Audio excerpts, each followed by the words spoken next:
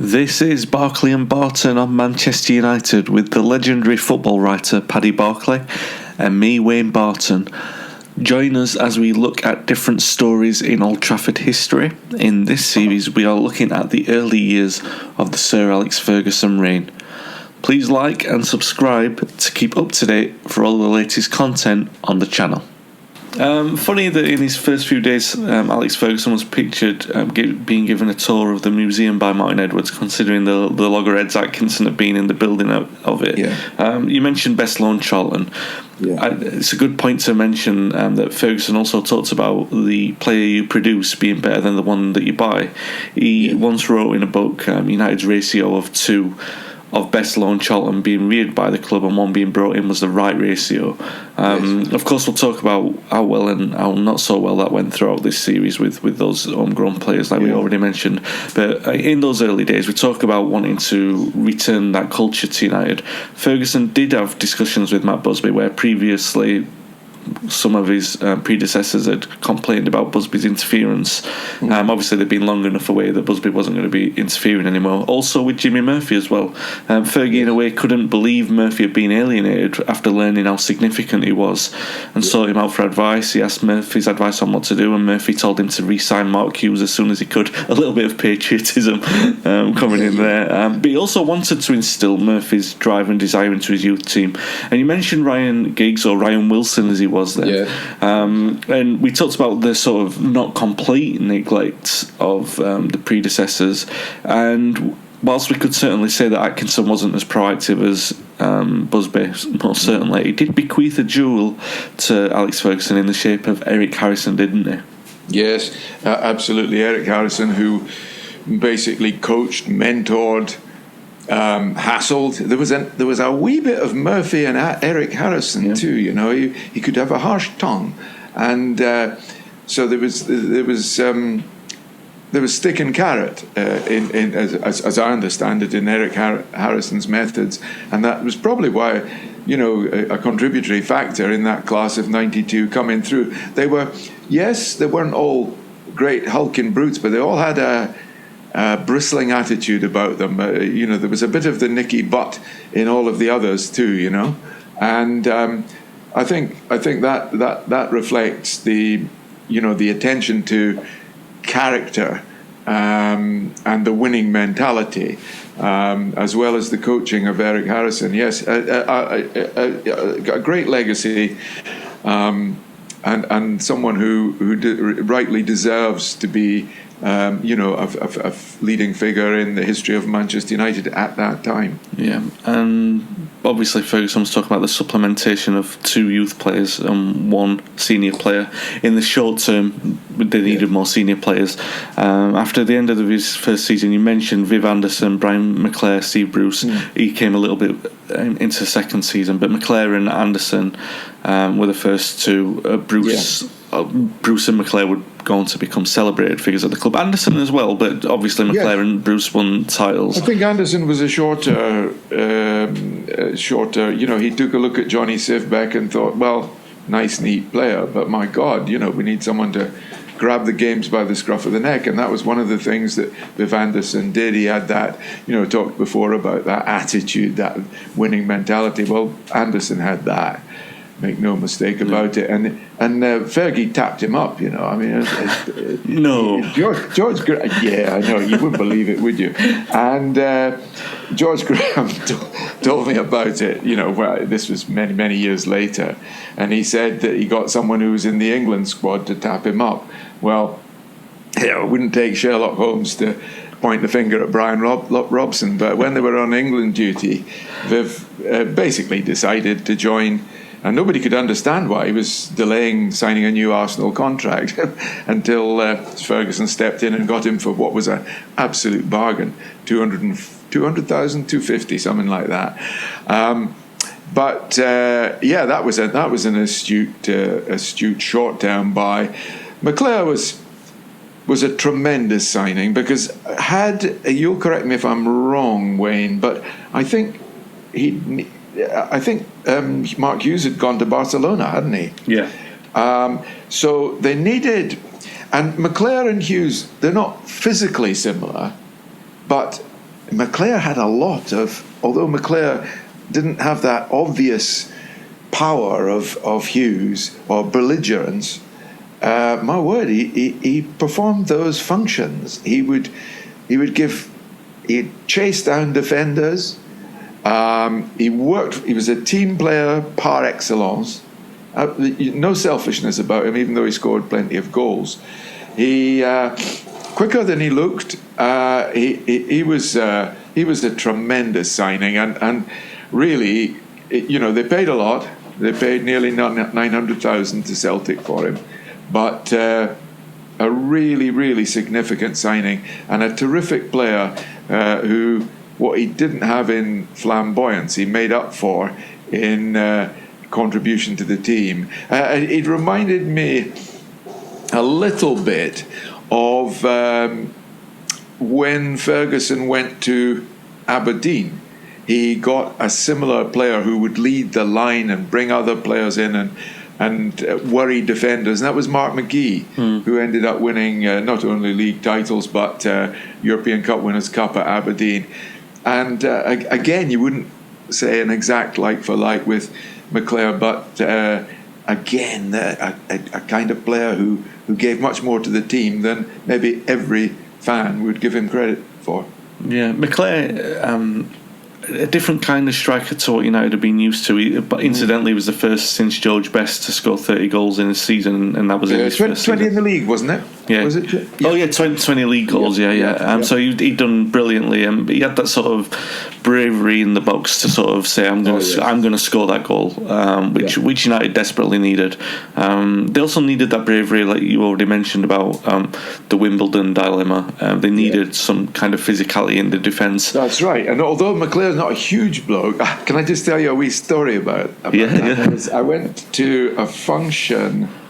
Actually, it was in Motherwell, Scotland, and because that's near the area where Matt Busby came from, and it was partly to launch the book I wrote about Matt Busby a few years ago, and very kindly, Brian agreed to come up and talk, and within 2 minutes, I mean, he's combative. I can't remember what he actually said, but he took me off at the knees with a verbal tackle, and the audience, there was about 50 people or 60 people there. They were roaring, and it took me ages to be taken seriously after he'd done me.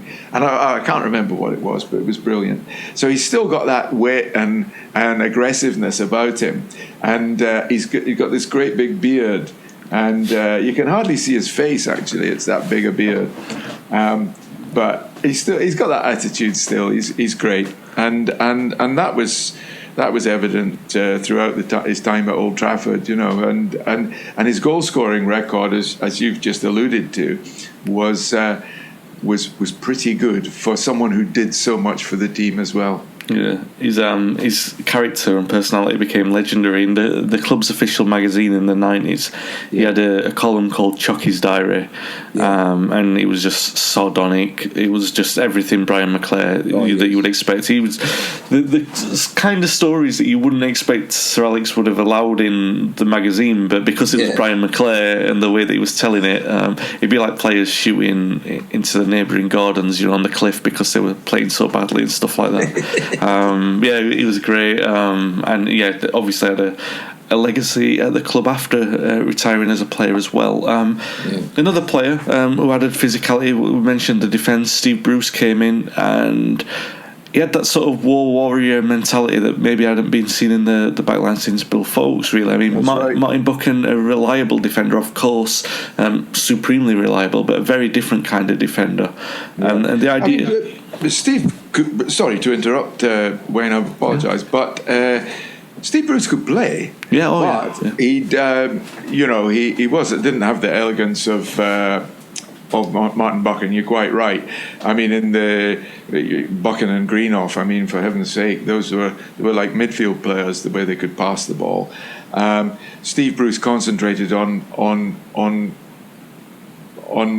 playing it simple, in a way like like Nobby Stiles, really. He such talent as he had. He said, "Listen, there's better players than me, so I'll give it to them," and that's what he concentrated on. Yeah, and the idea was as well that in Bruce he was more durable than what United had. I mean, obviously Paul McGrath had his injury problems, but Steve Bruce didn't reckon. If Steve Bruce was injured, he didn't seem to notice. Yeah, exactly. I mean, the difference. I mean, you could say that Bruce was like another defender United already had in Kevin Moran, but Moran might get a blow to the head and he'd soldier through the game. You might not know when you'd see Moran again, but Bruce, he'd get bandaged up and he'd wear the bandage in the next game as well, because he was that kind of player. He'd play the 90 minutes all the time. Absolutely. I mean, Kevin Moran, it's a great comparison actually, but I think Kevin had no fear and was always up for a fight, but if anybody wanted one. But the other thing is that Kevin wasn't as good a player as Steve Bruce, in my opinion, and although he was good, but he wasn't. I mean, Steve Bruce was very, very good. He would probably, I would say, if you had a discussion throughout Britain, of who are the best uncapped players you've ever seen, I don't think anybody in any part of the country could have that conversation without mentioning Steve Bruce. No, absolutely. And I think that, already there's a little bit of tribute going on for him in this podcast series, and that's going to only continue because, and a good thing as well, because I think if modern listeners will be listening to this and they'll be familiar with the comparisons. Everyone was saying Harry Maguire's a bit like Steve Bruce, but he's better on the ball. And I think people, in doing that, gave Bruce a massive disservice. They see the highlight clips of Bruce as this rambunctious, thunderous heading guy, and they think that's all he was. He was blood and thunder. He wasn't, like you already mentioned, he was a very good defender, and people sort of giving Maguire that comparison. Maguire would have a lot to live up to be as good as Steve Bruce. I think so too. I must admit, I've followed Maguire's career ever since I first saw him play for Sheffield United when he was a youngster, and I thought he was an exceptional, a guy exceptional for a defender in that he wanted to play, and he wanted to, play between the lines, if you like, between the first and second line instead of the second and the third. But I thought he was one of my favourite players, but coming to United puts a magnifying glass. And so he, in his early years anyway at United, he'd probably settle down and become as good as Bruce. But you wouldn't say that at this stage. The scrutiny that you come over you encounter at Old Trafford is quite something for a player to handle. And it didn't really take him all that long, Bruce, before. After he came from Norwich, I think it was, that he was looking like a Man United player. And it's very difficult. I mean, even someone like you who studied Manchester United for so many years, you'd probably find it hard to define in 2 sentences what makes a Manchester United player. But Bruce very quickly wore the shirt as if it was his skin. Yeah. Oh, yeah. Absolutely. He and he was durable as well. And United needed that. They finished second in Ferguson's first full season, which was an impressive achievement. He basically took the best of Atkinson's side, what he was inheriting anyway, and then added those 3 players to them. Anderson, obviously, that physicality and energy at right back. Bruce alongside him at centre half, and McClair getting the goals up front. If you were to pick a team based on appearances, the team that sort of finished second in the league might read something like this: be Chris Turner in goal, Anderson at right back, Bruce, and then one of McGrath, Moran or Duxbury in the middle, Clayton Blackmore or Arthur Albiston at left back, Gordon Strachan and Jesper Olsen on the wings, Brian Robson and Remy Moses, who sadly got injury problems, and then Norman Whiteside in the middle of the park as well. Whiteside would obviously moonlight as a centre forward as well, and then you had Brian McClair and Peter Davenport up front with Liam O'Brien, a midfielder, in rotation. Numbers weren't great in midfield and attack, even though there were plenty in defence. Obviously, the big three names at United through the Atkinson era were Whiteside, Robson and McGrath, still very much dominant figures in the dressing room. Robson played close to a full season with 36 in the league. Whiteside even managed 27, McGrath 22 though, and that's telling you how reliable those players were becoming.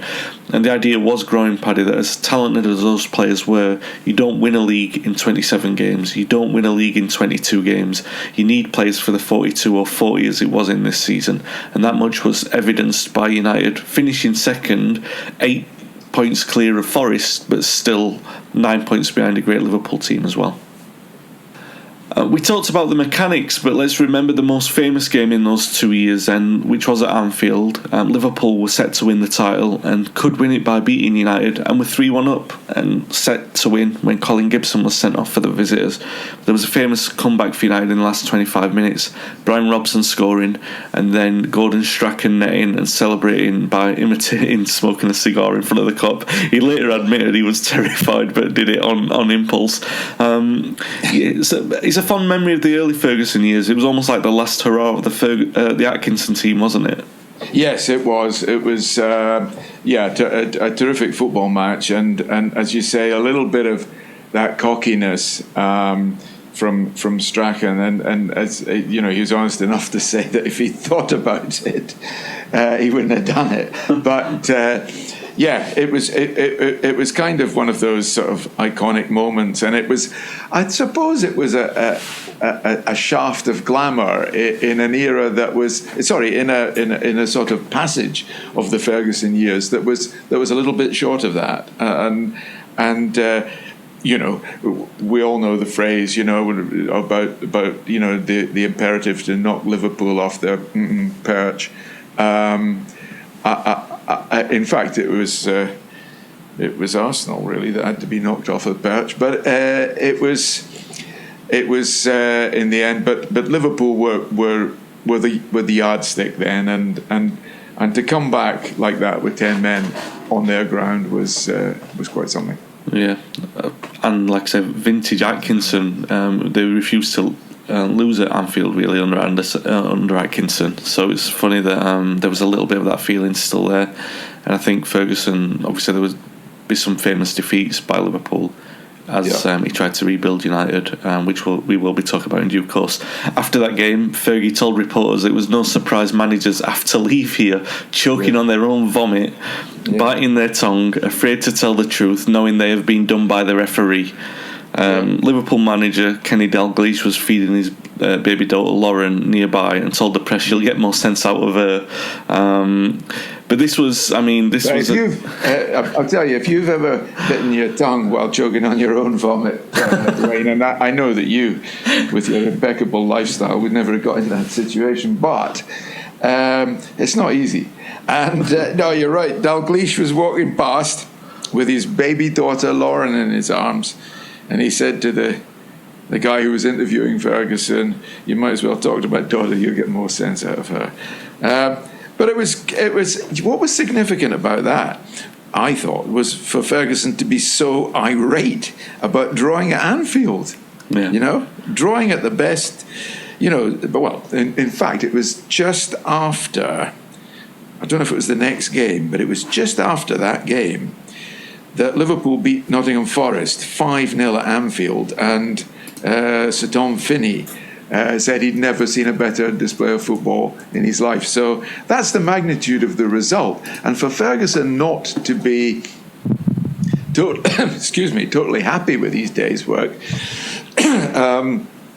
you know, was an indication of what Martin Edwards had seen. Do you remember in the last episode we spoke about how Martin had and Bobby Charlton, when deciding who they wanted as their next manager after Ron Atkinson, Martin remembered being impressed when Ferguson had a go at Aberdeen for only winning a cup final 1-0 and not swashbuckling their way to the trophy. You know, his standards being so high, and the fact that he was furious at only drawing with 10 men at Anfield was, you know, another example of this perfectionism. Yeah, Liverpool's evisceration of Nottingham Forest was indeed a week after that.